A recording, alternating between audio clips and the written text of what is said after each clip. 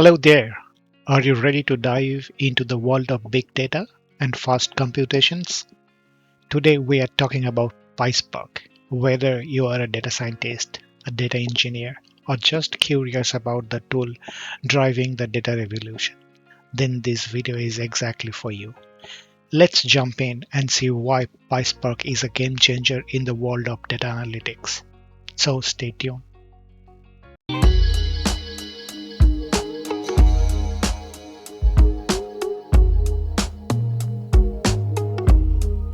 Spark is multilingual.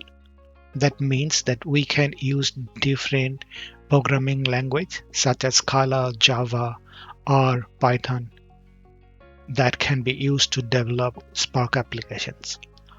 PySpark is the Python API for Apache Spark, a powerful distributions computing framework.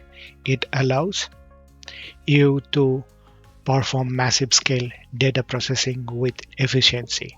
Think of it as your go-to tool for handling big data, enabling your analyzed dataset across multiple machines in record time.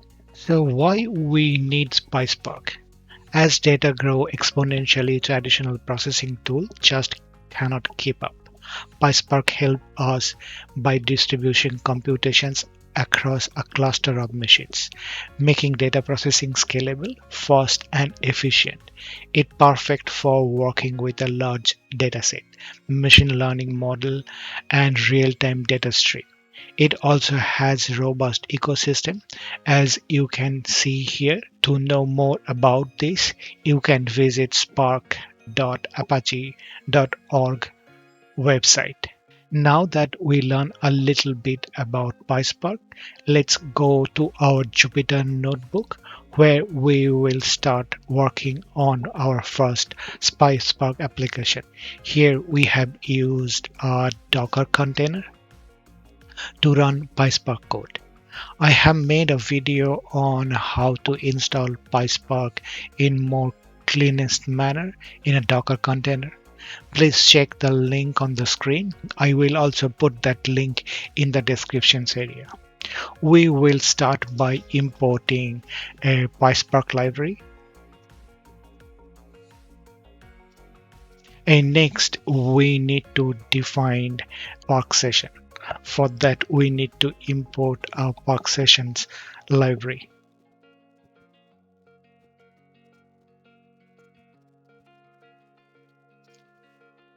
So just before going further, we just need to talk a little bit about the Spark session.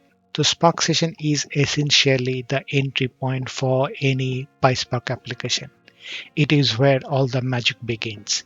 By creating a PySpark, we gain access to the Spark core functionalities, from creating data frame to running SQL queries and many more. You may have also heard about Spark context as well. Basically, the Spark context was main entry point in older version of the Spark. It allowed you to connect with Spark cluster. But in the newer version of Spark context, it is replaced by the Spark sessions as a primary entry point, combining functionality of Spark context, SQL context, and Hive context into one unified object. In short, Spark session is more versatile and user-friendly. Maybe in future, I will create a detailed video on Spark session. Since we have imported the Spark session, now we need to initiate a Spark session. For that, we need to write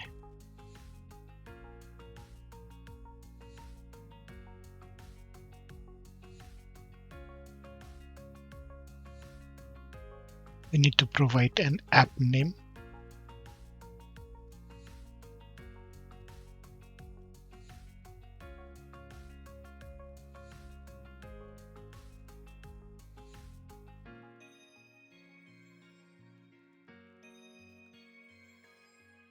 So our Spark session has been started.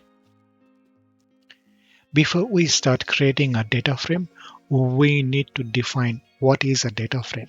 So a Spark data frame are a distributed collections of data that can be run on multiple machines. and organized data into a named column. So basically it will be in a format of an Excel if you think that every column has a name and all the records are provided in the column structure. These data frame can be pulled from external database or external file, or structured data file, or existing resilient distribution dataset or RDDS. Next, we will create the Spark data frame. There are a few ways we can create a data frame in Spark. We will see how to create a data frame from tuple, where each set of record will be represented by a tuple. So if we defined data equal to,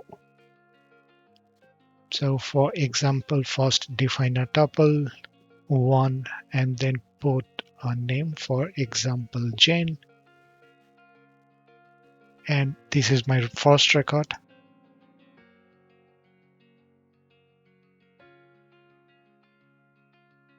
So as I said, like individual record will be represented by an tuple. Now if we want to create the data frame, then we need to use a create data frame method. So let's name our data frame as df.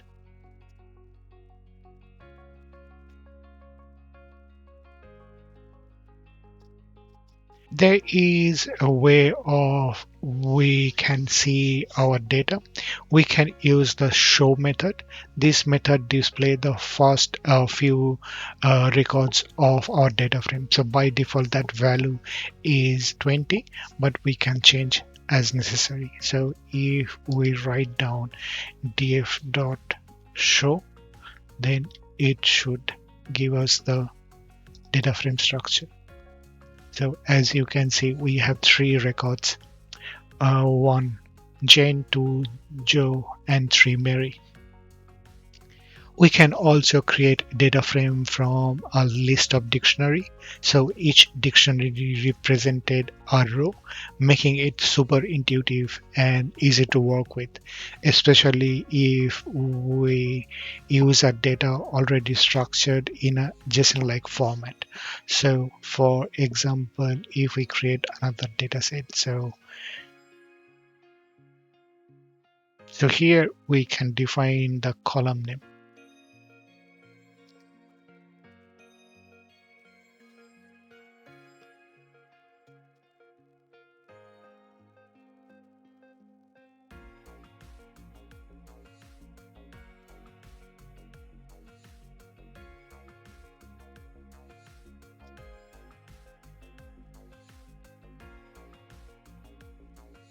Now we use the same create data frame method.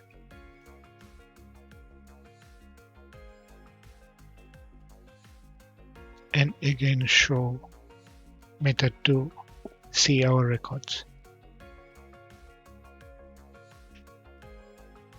But if we're going to see that what kind of data type this data has, for that we can use the printSchema. This is a must-have tool for understanding our data frame structure. It prints out the schema of our data, showing each column name and the data type. It is super helpful for debugging the data explorations, which we will see in our upcoming videos. So we will write df dot printSchema.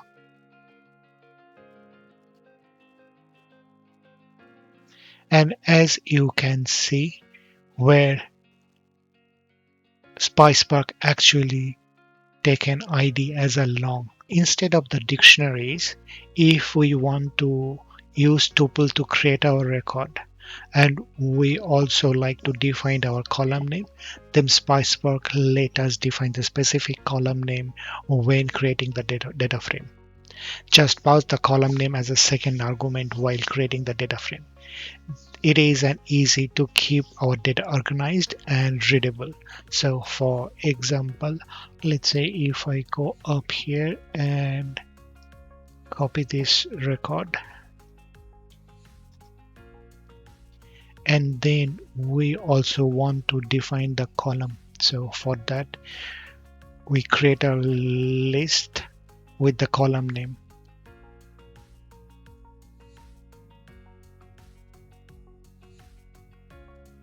Now when we are defining the data frame, df equal to, so first we pass the data and then we pass the column name.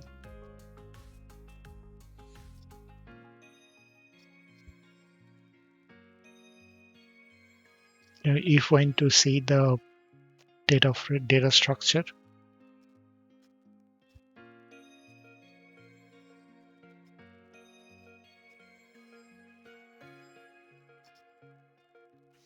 and as you can see, PySpark by default take it as a long, but we don't want to make it a long. We can see this is just an integer. In that case, we can create the data frame schema. So for that, we need to define in a different manner. So this is a perfect for ensuring our data types are consistent, especially when working with complex data. So for example, I just want to copy paste this record here, and then I define the columns. So for here, calls equal to, I am saying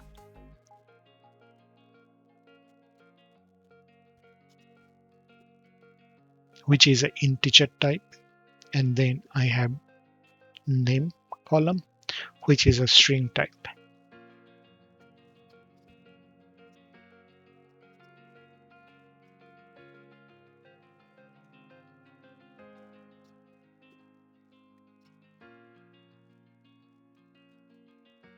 So our data frame generated successfully. Now if we want to use those printSchema data structure,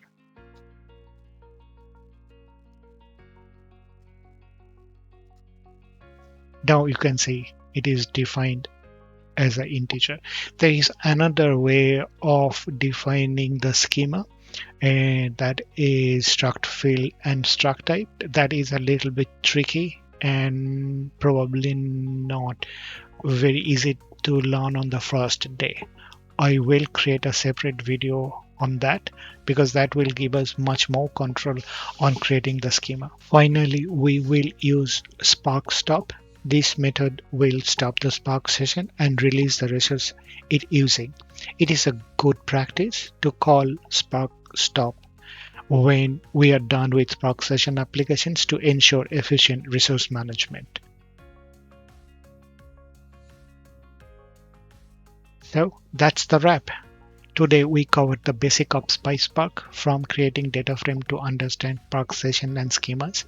I hope you find this tutorial helpful and inspiring.